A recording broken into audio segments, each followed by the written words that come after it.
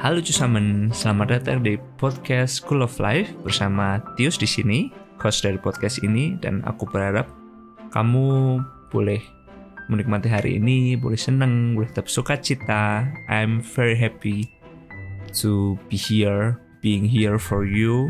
We are hanging out together, and today aku mau bahas tentang jebakan dalam mengambil keputusan.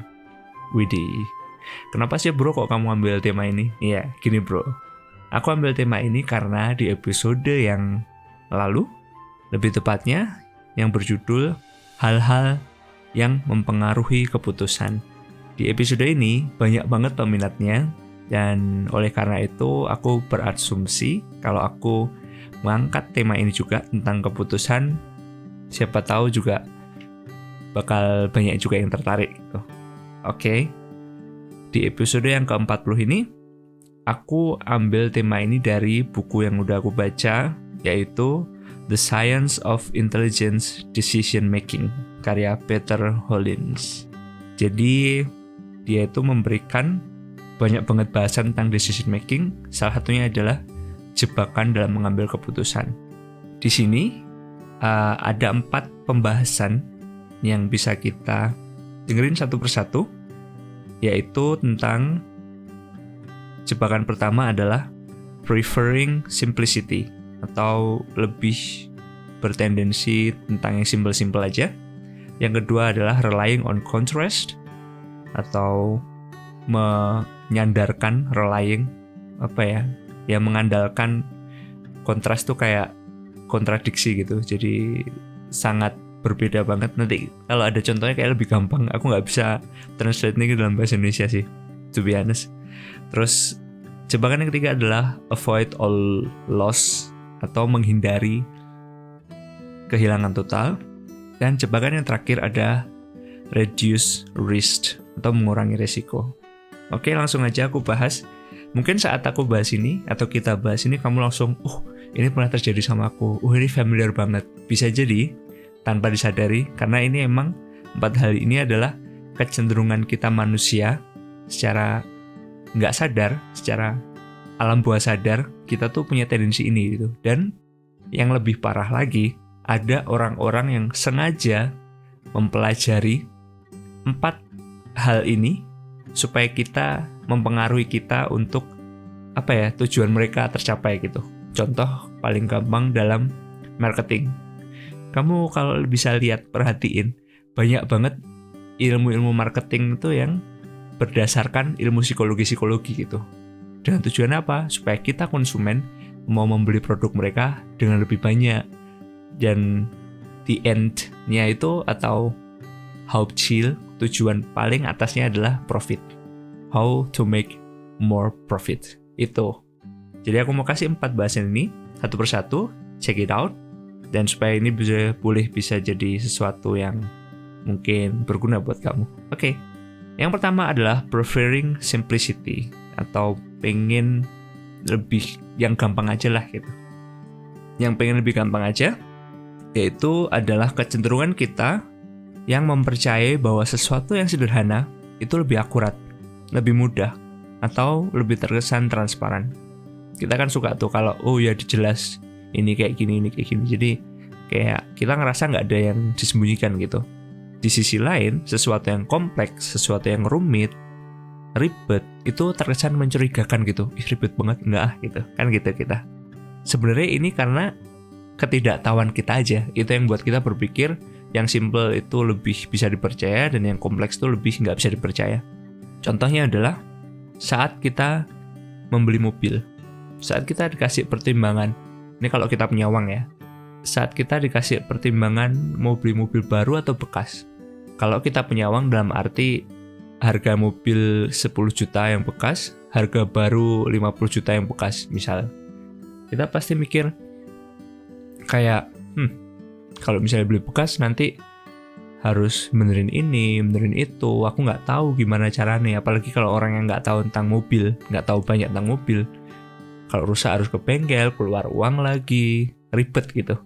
Yang simple ya udah, kalau aku punya uang, kenapa nggak beli baru aja gitu? Simple. Aku udah tahu pasti masih bagus, masih keren gitu. Belum rusak kan gitu. Lebih apa ya? Kayak lebih gampang aja, lebih simpel aja gitu kan. Makanya juga kalau kita lihat fenomena kebanyakan tentang birokrasi, kita juga tahu, yaudahlah nggak apa lebih banyak bayar kayak pakai calo ngurus apa gitu. Mungkin kita harus bayar ekstra buat calo itu, tapi lebih simpel gitu, kita terima jadi. Itu banyak banget kita tahu, kita lihat gitu. Padahal kalau kita mau kasih ekstra aja, lebih cari tahu lagi, lebih cari baca-baca lagi, mungkin kita bisa mendapatkan hal itu atau melakukan hal itu dengan harga yang lebih murah gitu loh. Tahu nggak sih? Misal kita mobil, kalau kita nggak tahu, mungkin lebih ribet, tapi udahlah kita panggil temen yang tahu tentang mobil, kita traktir dia makan atau kita kasih uang ekstra, tapi dia bisa kayak apa ya, sama-sama kita saat melihat mobil bekas gitu. Oh ini bagus bro, oh ini nanti kurang ini, tapi kita bisa beliin yang ini jadi harganya nggak terlalu mahal, atau aku bisa benerin yang ini gitu. Itu kan sesuatu yang gimana ya, yang bisa diakalin dalam tanda kutip, atau bisa kita jadi alternatif gitu karena kita nggak tahu, ya nggak sih gitu. Itu yang pertama, jebakan dalam mengambil keputusan. Jebakan yang kedua adalah relying on contrast. Aku kurang bisa untuk translate, kamu bisa bantu aku buat translate hal ini, yaitu tentang mengandalkan atau menaruh di kontras gitu. Jadi kita diperhadapkan dengan dua hal yang sangat kontradiktif, putih dan hitam gitu. Kita kasih contoh lagi tentang mobil. Masih tentang mobil. Saat kita mau beli mobil, ada bekas dan ada baru. Bekas seperti yang kita bilang 10 juta, yang baru 50 juta. Tapi waktu kita ke showroom mobil nih, kita lihat, 50 juta tuh udah harga diskon dari harga yang asli 90 juta. 90 juta dicoret, 50 juta kita bayar untuk mobil baru itu. Wih, kita langsung mikir dong, wow. Kita dapat mobil 90 juta dengan harga 50 juta. Ini adalah jebakan dalam mengambil keputusan yang kedua menurut Peter Hollins, yaitu saat kita berhadapan dengan sesuatu yang seperti itu, kita percaya bahwa kita melihat mobil itu dengan value bernilai 90 juta. Itu yang membuat kita sangat tergerik untuk beli. Padahal, secara logikanya, mereka tidak akan menjual sesuatu tanpa mengambil keuntungan. Kalau nggak benar-benar kepepet, nggak. Atau ibarat kamu lah bro, kamu kalau jualan masa mau sih kamu belanja 1.000, kamu jual 500, nggak mau kan. Paling kamu belanja 1.000, kamu kasih harga 50.000, kamu coret, kamu kasih harga 20.000. Orang itu udah terpengaruh, wih aku dapat 20.000 tuh, padahal harga value aslinya 50.000. Enggak, padahal kamu yang tahu value-nya itu 1.000. Kayak gitu. Jadi saran untuk kamu yang mendapatkan fenomena ini, pastikan aja dalam kamu mengambil keputusan 90 juta itu nggak kamu pikirin, udahlah lepasin aja. Pikirin itu 50 juta, 90 juta ini singkirin aja. Mungkin ini bisa membantu kamu dalam mempertimbangkan keputusan apa yang akan kamu ambil. Kayak gitu. Oke. Yang ketiga adalah avoid all loss, atau kita cenderung menghindari untuk kehilangan segala-galanya. Ya, pasti nggak suka lah kehilangan. Rasanya kan nggak enak gitu kan. Sakit hati gitu. Dan memang, tahu nggak sih bahwa saat kita kehilangan sesuatu, rasanya itu lebih menusuk atau lebih gimana ya, berdampak daripada kita mendapatkan sesuatu. Karena gimana ya, emang kayak gitu kan. Kalau menurut kamu gimana? Kamu lebih sakit kehilangan 100.000 rupiah atau lebih seneng kalau dapat 100.000 rupiah? Ya sama aja sih, tapi maksudnya lebih berdampak mana gitu, lebih ngerasa pain-nya itu lebih sakit kan saat kita kehilangan. Ya, ini Peter Hollins masih tentang mobil lagi nih. Mungkin dia suka beli mobil kali ya, nggak tahu. Tapi dia jelasin kayak gini, dia kasih contoh yang memang terjadi gitu. Saat kita ke showroom mobil, kita mau beli mobil baru, dealer akan kasih kita satu offering, satu penawaran bahasa Indonesia ya. Bro, Kalau kamu mau, kamu bisa loh trial 30 hari mobil baru ini. Nanti kalau nggak suka, kamu bisa balikin.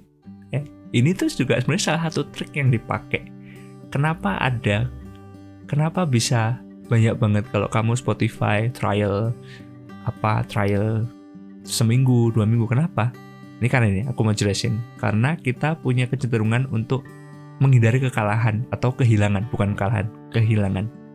Jadi gini, saat kita trial 30 hari mobil, hari pertama masih asing lah, iya bukan mobil aku. Hari kedua, hari ketiga, seminggu, masih mikir ini bukan mobil aku. Begitu masuk minggu-minggu berikutnya, hari-hari berikutnya, wah enak juga ya mobil ini ya.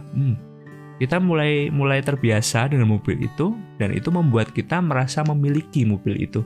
Kita ngerasa, oh it's me, it suits me, it's mine gitu. Nah saat 30 hari terakhir udah harus balikin, kamu akan, enak banget sih, mantep banget, enak dipakai, gimana ya, uangku sebenarnya cuma segini, gimana, aku harus bisa usahain dapat uang supaya bisa beli mobil ini, kayak gitu. Padahal waktu kamu sebelum dapat trial 30 hari, kamu udah mikir, enggak lah, kayak aku nggak mau beli mobil ini terlalu mahal gitu. Tapi karena kamu mikir, nothing tulus kan, kalau dapat trial 30 hari ya udahlah pakai, hitung-hitung dapat mobil baru 30 hari nanti bisa kembalikan gitu. Niatnya kayak gitu. Tapi selama 30 hari ini ternyata kamu merasa memiliki dan kamu nggak mau kehilangan itu gitu. Contoh yang kedua, yang menurutku ini lebih menarik lagi sih, atau lebih relevan, lebih gampang dimengerti. Setidaknya buat aku, ada 2 skenario tentang uang dan tentang koin. Oke? Skenario pertama, temanmu datang ke kamu, bilang sama kamu, bro, kamu aku kasih uang 100.000, ini buat kamu. Terus kamu rasa, wah beneran ini buat aku? Terus dia jawab, bener bro, ini buat kamu. Wah makasih, udah seneng kan? Nggak lama kemudian, 1 menit, dia biarin kamu seneng, lalu dia bilang, bro, ini ada koin, ada gambar, dan ada angka. Jadi 2 sisi koin kan ada gambar dan angka. Kita toast, kita lempar koin ini. Kalau ini angka, uang itu blipe sama kamu atau stay sama kamu. Kalau itu gambar, uang itu aku ambil lagi. Ya kamu bisa nolak sih, tapi skenario ini ceritanya kamu nggak nolak.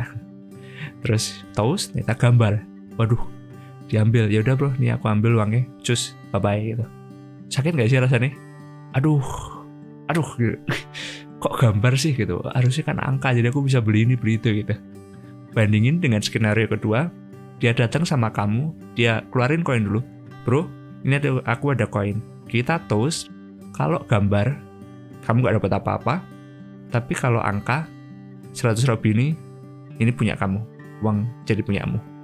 Terus toast, ternyata gambar, ya udah, ya paling kamu cuma bilang, ya nggak jadi deh, ya udah gitu. Kayak rasa kehilangan tuh nggak terlalu banyak gitu kan. Bandingin dengan skenario pertama, aduh kenapa sih kok nggak, kenapa sih diambil lagi gitu. Karena apa? Karena kita udah merasa memiliki, kita udah build in ourselves, it's mine gitu. Itu kecenderungan kita untuk avoid all loss. Oke, kita masuk ke jebakan terakhir dalam mengambil keputusan, yaitu reduce risk atau mengurangi risiko. Sebenarnya hal ini mirip dengan avoiding all loss, karena pada dasarnya atau akarnya itu kita tuh nggak mau kehilangan gitu, karena kehilangan sakit kan. Jadi kita milih untuk reduce risk gitu. Padahal mungkin kadang-kadang secara general saat kita mengambil risiko, kita mau mengambil risiko lebih, itu juga ada kemungkinan kita bisa gain lebih banyak gitu. Saat kita nggak mau ngambil risiko, ya kita nggak dapat gain apa-apa. Biasanya kayak gitu. Contoh nih ya, paling sederhana atau yang paling bisa dipahami, yang bisa aku pikirin sih ini nggak ditulis di bukunya, tapi yang aku pikirin di dunia financial lah. Kalau kita diperhadapkan dengan 2 jenis dalam tanda kutip tabungan, atau dalam 2 jenis program, kamu punya uang 100 juta lah katakanlah. Kamu punya uang 100 juta, kamu dihadapin sama 2 produk financial. Yang pertama, kamu bisa depositokan uang kamu ini dalam 10 tahun dan setiap tahun berbunga 1% per tahun. Tapi kamu gak ada risiko untuk kehilangan. Jadi uang 100 juta itu aman selama 8 tahun atau 10 tahun lah katakanlah. Per tahun naik 1%. Produk yang kedua, kamu masukin uang ini ke saham, 100 juta ke saham, dengan kemungkinan kamu bisa dapat uang per tahun kenaikan bunga 10%, tetapi kamu juga punya risiko untuk kehilangan per tahun 10%. Sama-sama 10 tahun nih. Kamu pilih yang mana? Tergantung orang ya, tapi kebanyakan orang pasti mikir, waduh, udahlah yang aman aja deh, 1% nggak apa per tahun, yang penting nggak kehilangan gitu. That's the truth gitu, emang setiap orang tuh kesiapan untuk mengambil risiko beda-beda. Tapi kamu bisa tahu ya, yang aku pikirin, ada orang yang yaudahlah I will take risk. Cuman pada dasarnya orang itu lebih cenderung nggak mau ngambil risiko karena seperti yang aku bilang, avoid all loss, dia takut untuk kehilangan. Nah, dari 4 faktor jebakan dalam mengambil keputusan, aku harap ini bisa jadi referensi buat kamu. Aku mau ulang lagi, yang pertama, preferring simplicity atau ambil yang gampang aja. Yang kedua, relying on contrast, seperti yang aku bilang, gak bisa translate ini dalam bahasa Indonesia. Yang ketiga, avoid all loss. Dan yang keempat adalah reduce risk. Aku cuma mau pesan sama kamu, nggak semua hal itu harus dipertimbangkan rumit. Nggak semua keputusan harus dipertimbangkan dengan rumit. Contoh, kamu hari ini mau makan apa? Itu kan nggak terlalu rumit, nggak harus terlalu di spesifik gitu, nggak harus terlalu dikasih tabel, aku mau buat ini, makan ini. Just decide, yang penting kamu makan. Tapi ada hal-hal yang krusial banget, yang kamu nggak bisa simpelkan. Ada hal-hal yang kamu harus analisa dalam mengambil keputusan. Contoh, kamu kerja di mana?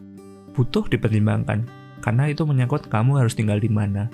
Kalau jauh, naik sepeda motor, naik mobil, bensinnya berapa, gajinya berapa, apakah kamu harus pindah rumah? Itu krusial gitu, itu penting untuk dianalisa. Jangan dianggap ngambil simpelnya udah, yang penting kerja. Enggak, harus pikirin. Atau reduce risk, semuanya harus dipikirin. Jadi mungkin butuh waktu lebih lama dalam mengambil keputusan karena kamu harus analisa, tapi I think it is worth it. Gitu aja di episode kali ini, dan aku berterima kasih banget kamu udah dengerin sampai menit ini juga. I hope you enjoy it, dan aku mau kasih satu pengumuman sebelum aku akhiri, bahwa kemungkinan aku bakal tutup website aku yang enfo-blog.com, karena aku juga jarang pakai, aku nggak aktif. Sebenarnya aku mau buat website yang keren gitu, buat podcast, buat artikel, tapi nggak kepegang sama sekali. Aku nggak punya waktu buat itu, buat edit website, dan aku masih belum mau untuk mengeluarkan uang buat hire orang buat website ini. Jadi aku bakal tutup, dan dengan itu emailnya juga nggak bisa diakses lagi. Kamu bisa langsung email aja ke email pribadi aku, yaitu sonardo@yahoo.com. sonardo@yahoo.com, SONNARDO@yahoo.com. Kamu bisa kirim email aku di situ, kamu bisa tanya, kamu bisa kasih review apapun, or just say hello. I will very happy to reply every email from you. Dan enjoy your life, tetap semangat, jangan menyerah, and never forget that you are very blessed. Bye-bye.